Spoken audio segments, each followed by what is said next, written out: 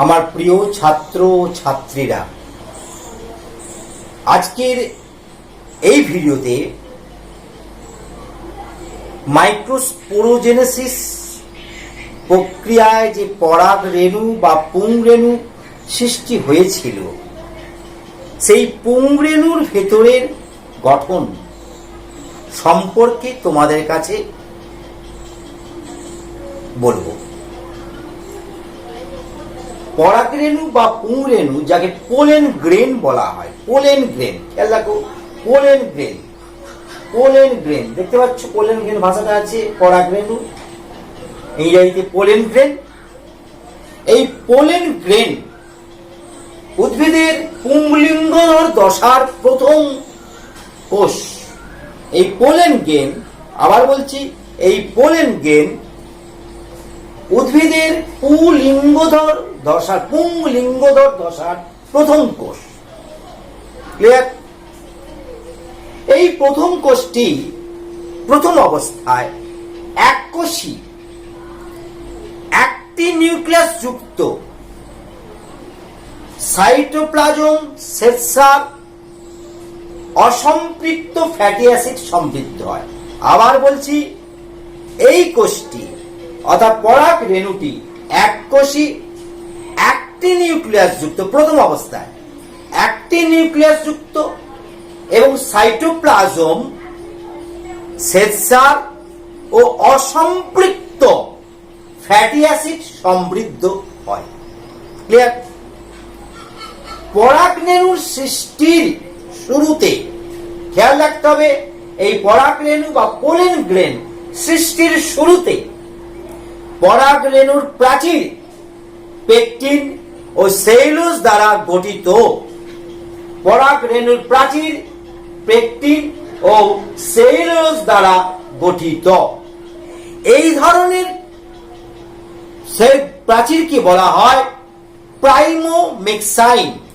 প্রাইমোমেক্সাইন বা প্রাইমেক্সাইন বলতে পারি, প্রাইমো না বলে প্রাইমেক্সাইন বললে ভালো হয়। অর্থাৎ আমি আবার বলছি, পেকটিন সেলুলোজ দ্বারা গঠিত প্রথম অবস্থায় এই ধরনের পরাগ রেণুর প্রাচীরকে বলা হয় প্রাইমেক্সাইন। প্রাইমেক্সাইন, এই যে প্রাইমেক্সাইন যখন তৈরি হয়, পোলেন কিট বলে একটি ভাষা তোমাদের কাছে আসবে পরাগ রেণুর গঠন বর্ণনা করতে গেলে।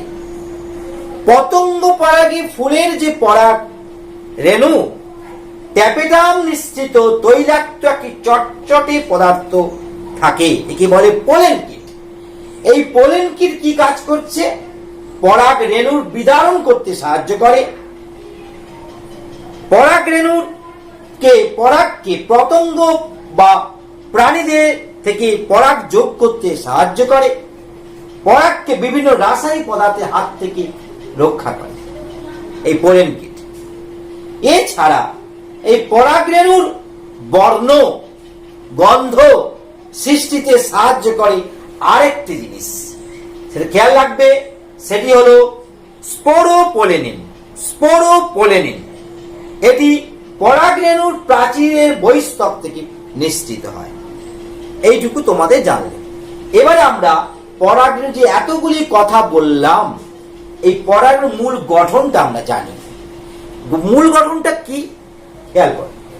প্রথমে দেখো, আমি আগেই বলেছি পরাগ রেণু এককোষী, একটি নিউক্লিয়াস যুক্ত। এইটা যে একটি নিউক্লিয়াস, এটা একটি কোষ। এই প্রথম অবস্থায় এই একটি নিউক্লিয়াস যুক্ত হয় এবং একটি কোষ বিশিষ্ট হয়। পরাগ রেণুর প্রাচীরটা দুটো ভাগে বিভক্ত হয়। একেবারে বহিঃপ্রাচীর বা বহিঃস্তক, যাকে বলা হয় এক্সাইন, রেণু বহিঃস্তক বা এক্সাইন, আর রেণু অন্তঃস্তক, যাকে বলা হয় ইন্টাইন। আমি দুটো ছবি দেখিয়েছি। তাহলে পরাগ রেণুর একেবারে বহিঃপ্রাচীর বহিঃস্তককে বলবো এক্সাইন, আর অন্তঃস্তককে বলবো ইন্টাইন। এই এক্সাইনটা কিরূপ হয়? মসৃণ বা অমসৃণ। এখানে দেখো তোমাদের এক্সাইন গুলোকে অমসৃণ দেখানো হয়েছে, দেখো এটা অমসৃণ, এটা অমসৃণ দেখতে পাচ্ছ। আর ইন্টাইন গুলোকে মসৃণ আর সূক্ষ্ম পাতলা যুক্ত হয়।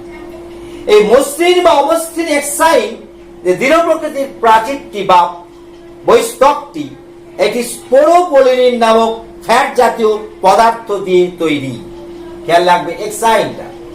আর ইন্টাইন এটা পেকটিন এবং সেলুলোজ দ্বারা গঠিত, যেটাকে আমরা বলেছিলাম প্রাইম এক্সাইন, একদম পরাগরেণুর একেবারে মানে গায়ে থাকা প্রাচীর, অন্তঃস্থক তার বাইরে প্রাচীর বহিস্তক, তাহলে এইটাকে বলছে প্রাইম এক্সাইন। এটা পরে নাম হয়ে যায় ইন্টাইন। খেয়াল থাকবে প্রাইম এক্সাইনটি পরে নাম হয় আরো যখন মানে হয়, অর্থাৎ দৃঢ় প্রকৃতির হয়, আরো যত ম্যাচিওর হয়, পরিণত হয়, তখন তার নাম হয়ে যায় ইন্টাইন। ক্লিয়ার? এবারে এই এক্সাইন প্রাচীরটি আবার দুটো ভাগে বিভক্ত, যাকে বলা হয় সেক্সাইন এবং নেক্সাইন। সেক্সাইন এবং নেক্সাইন। সেক্সাইন আবার তিনটি পার্টে বিভক্ত, দেখো একটি হলো কলুমেলি, টেকটাম আর স্ক্যাপচার এলিমেন্ট। খেয়াল রাখবে কলুমেলি,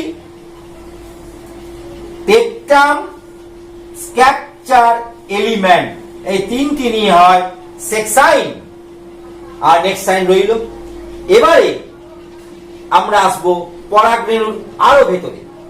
পরাগরেণুর ভেতরে আমি বলেছি সাইটোপ্লাজম এবং নিউক্লিয়াস থাকে। ক্লিয়ার?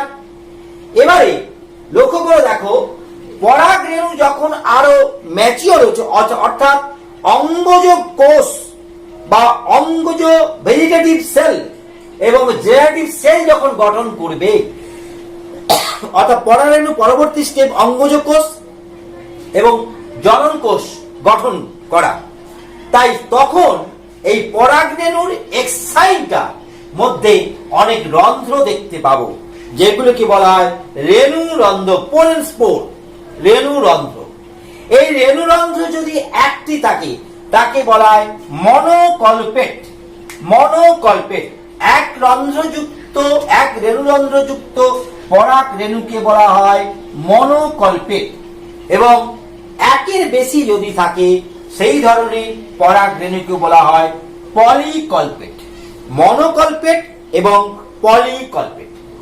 এই মনোকল্পেট পলিকের কল্পেট যখনই সৃষ্টি হবে, তখনই এই যে আমি আগে বলেছিলাম যে পরাগরেণুর প্রথমের দিকে যে গঠন এক নিউক্লিয়াস যুক্ত ছিল, ওই নিউক্লিয়াসটি বিভাজিত হবে, মাইটোসিস কোষ বিভাজিত হবে, তখন দু ধরনের নিউক্লিয়াস তৈরি করবে, একটা নালিকা কোষ বা অঙ্গজ কোষ এবং জনন কোষ বা ভেজিটেটিভ তোমার জেনেটিভ সেল। এটাকে নালিকা কোষ বা ভেজিটেটিভ সেল বলা হয়, ভেজিটেটিভ সেল, আর এটাকে বলা হয় জেনারেটিভ সেল, জেনারেটিভ সেল। এই হলো জনন কোষ গঠন করে। তাহলে আমরা সমগ্র পরাগরেণুর গঠনে আমরা মূল যে বিষয়টা লক্ষ্য রাখবো, প্রথমে পরাগরেণুর প্রাচীর, প্রাচীরের দুটি অংশ এক্সাইন, ইন্টাইন। এক্সাইন মসৃণ বা অমসৃণ ও দৃঢ় প্রকৃতির হতে পারে, যা স্পোরোপলিনিন ফ্যাট জাতীয় পদার্থ দিয়ে তৈরি। দ্বিতীয় হলো ইন্টাইন। ইন্টাইন সূক্ষ্ম পাতলা পেকটিন সেলুলোজ দ্বারা গঠিত, যাকে প্রাইম এক্সাইন আগে বলা অপরিণত অবস্থায়, পরিণত পরাগরেণুর ক্ষেত্রে ইন্টাইন হয়ে যায়। এক্সাইন আবার দুটো অংশে বিভক্ত, প্রথমে সেক্সাইন, তারপর নেক্সাইন। সেক্সাইনের আবার তিনটে পার্ট, কলুমেলি, টেকটাম, স্ক্যাপচার এলিমেন্ট। এই হলো পরাগরেণুর মূল গঠন। তোমরা ভালো করে ছবিটি আঁকবে, এখান থেকে যে প্রশ্নগুলি আসবে, এক্সাইন কি, ইন্টাইন কি, এক্সাইন সেক্সাইনের ভাগগুলি উল্লেখ করো, পরাগরেণুর মূল গঠনে কি দেখা যায়, নালিকা কোষ কি, জনন কোষ কি, যদিও এই প্রশ্নটা আবার ভেজিটেটিভ সেল এবং জেনেটিভ সেলের ক্ষেত্রে লাগবে, সেখানেও লাগবে, রেণুরন্ধ্র কি, মনোকল্পেট কি, পলিকল্পেট কি, এগুলি ভালো করে পড়বে। আজকে ভিডিও এখানে শেষ করলাম।